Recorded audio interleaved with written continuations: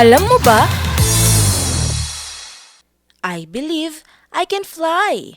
At hindi ito linya ng kanta, kundi buhay na buhay sa albatros. Partikular na ang Wandering Albatross. Isang ibon na parang may unlimited flight pass dahil kayang lumipad ng tuloy-tuloy sa karagatan nang walang pahinga o hindi lumalapag sa kalupaan.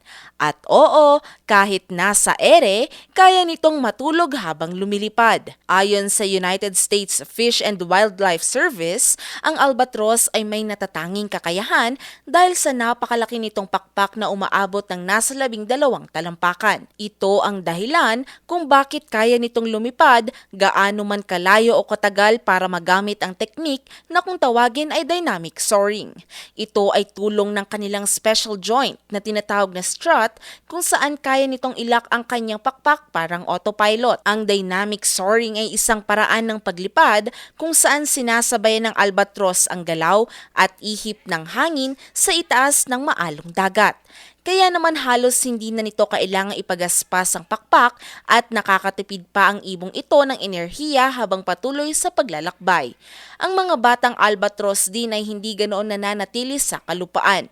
Dahil sa unang 6 na taon ng kanilang buhay, halos sa karagatan sila naninirahan at dito sila natututong maglayag at maghanap ng pagkain sa malawak na dagat. Katunayan, ayon sa dokumentong inilabas ng Royal Society, kayang-kaya ng mga albatros na ikutin ang buong mundo sa 46 na araw lamang at ang kanilang lifespan hindi bababa ng 50 taon hanggang 70 taon. Pero sa 22 uri ng albatros, 15 sa mga ito ang endangered na o malapit ng ma-extinct dahil sa late sexual maturity, mababa ang reproduction rate at ang iligal na paghuli sa mga ito. May gusto ba kayong malaman na trivia? I-comment na yan at ito ay aming aalamin.